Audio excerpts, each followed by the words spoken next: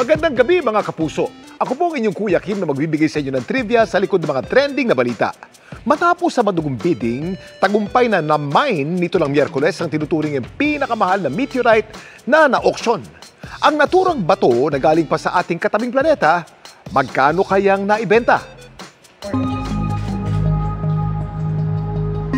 Sa bigat nitong mahigit 24 kilos, ang batong ito ang tinuturing na largest piece of Mars on Earth.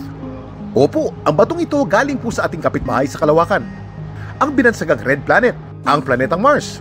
Ito ang NWA 16788 na nadiskubre ng meteorite hunters sa Sahara Desert noong taong 2023. This is an amazing Martian meteorite that broke off of the Martian surface. The people there knew already that it was something special just by the fact that it was a meteorite and that it was big. It wasn't until it got to the lab and pieces were tested that we realized, oh my gosh, it's Martian. Sa linggong ito ang NWA 16788 na nababalot ng reddish-brown fusion crust. Sinubasta sa New York sa Amerika at matapos ang 15 minutong bidding war, ang Martian meteorite nabenta sa halagang $5.3 million o mahigit 300 million pesos. Napakalaking halaga para sa isang napaka-special na bato mula sa ating kalawakan.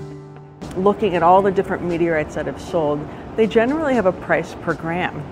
So the estimate of 2 to 4 million is actually quite conservative for the price per gram for a Martian meteorite of this type. Ang Mars 225 million kilometers ang layo mula sa Earth. May ideya ba kayo kung paano nakarating ang NWA 16788 sa ating munting planeta? Kuya Kim, ano na?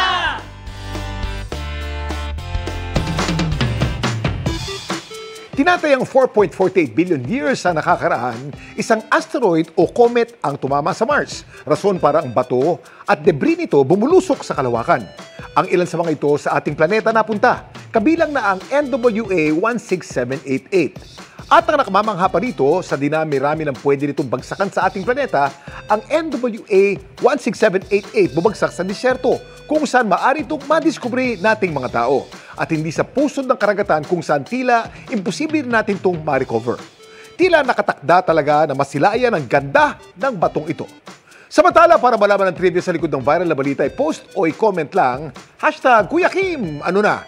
Laging tandaan, kimportante ang may alam.